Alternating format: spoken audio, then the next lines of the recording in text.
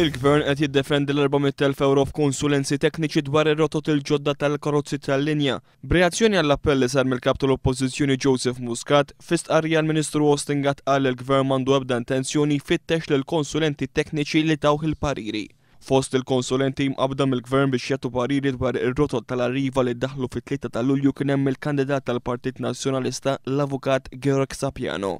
Il-Ministeru ta' Austin Gatt qal li dawn il-konsulenti tawh parir tekniku kif jista' jonfoq flus il-poplu b'kawtela u b'responsabilità waqt li tiżdied il-relevanza ta' trasport pubbliku.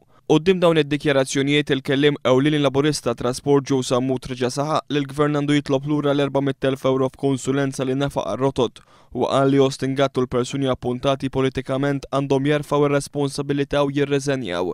In-nofsa missjoni ta' falliment tal-Gvern jgħid Joe Sammut mhijiex biżżejjed u jeħtieġ ikun assigurat li l-bidliet li se jsiru minħabba nuqqas ta' pjanar mhux se jkunu qed jiswew aktar flus lit-taxpayers Maltin u Għawċin.